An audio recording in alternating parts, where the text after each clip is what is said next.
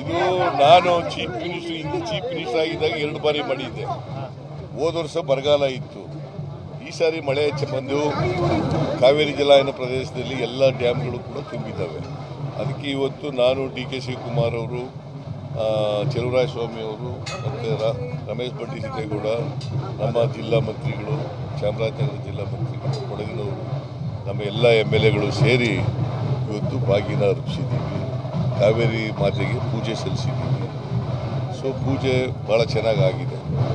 Sir, ಈಗ ಅಶೋಕ್ ಅವರು ಇವತ್ತು ಸ್ಟೇಟ್ಮೆಂಟ್ ಕೊಟ್ಟಿದ್ದಾರೆ ಸರ್, ಮೂಡಕ್ಕೆ ಸಂಬಂಧಪಟ್ಟಂಗೆ. ಸರ್, ಸೆಷನ್ ಅಲ್ಲಿ ಚರ್ಚೆ ಮಾಡಿಲ್ಲ, ಓಡೋಗಿದ್ದಾರೆ, ಹೊರಗೆ ಹೋಗಿ ಮಾತಾಡ್ತಾರೆ, ಪ್ರೆಸ್ ಮೀಟ್ ಮಾಡ್ತಾರೆ ಅಂತ ಹೇಳಿ ಅವರಿಗೆ ನಿಯಮಾವಳಿಗಳ ಪುಸ್ತಕ ಓದ್ಕೊಳ್ಳಿ ಅಂತ ಹೇಳಿ.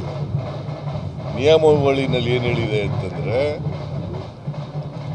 ಅರ್ಜೆಂಟ್ ಮ್ಯಾಟ್ರ್ ಇರಬೇಕು, ರೀಸೆಂಟ್ ಅಕರೆನ್ಸ್ ಇರಬೇಕು, ಆಮೇಲೆ ಕೋರ್ಟ್ನಲ್ಲಿರ್ತಕ್ಕಂಥ ಮ್ಯಾಟರ್ಗಳನ್ನ,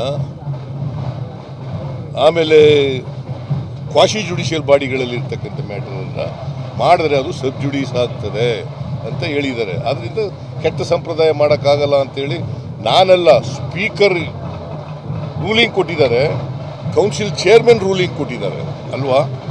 ಹೌದೇನ್ರಿ? ರೂಲಿಂಗ್ ಕೊಟ್ಟಿದ್ದಾರೆ ಇಲ್ಲ? ಹಾಂ, ಯಾರು ಕೊಟ್ಟವರು?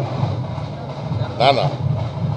Speaker, chairman in the council, ಅವ್ರು ರೂಲಿಂಗ್ ಕೊಟ್ಟಿರ್ತಕ್ಕಂಥ ಚರ್ಚೆ ಮಾಡೋಕ್ಕೆ ಬರಲ್ಲ ಇದನ್ನು ಅಂತೇಳಿ ಅವರು ರೂಲಿಂಗ್ ಕೊಟ್ಟಿದ್ದಾರೆ. ಅದ್ರ ಪ್ರಕಾರ ನಾವು ಮಾಡೋಕ್ಕಾಗಲಿಲ್ಲ. ಒಂದು ವೇಳೆ ಚೇರ್ಮನ್ರು, ಸ್ಪೀಕರು ಚರ್ಚೆ ಮಾಡೋಕ್ಕೆ ಅವಕಾಶ ಕೊಟ್ಟಿದ್ರೆ ಚರ್ಚೆ ಮಾಡ್ತಿದ್ದ. ಸರ್, ಬೇಬಿ ಬೆಟ್ಟದಲ್ಲಿ ಗಣಿಗಾರಿಕೆ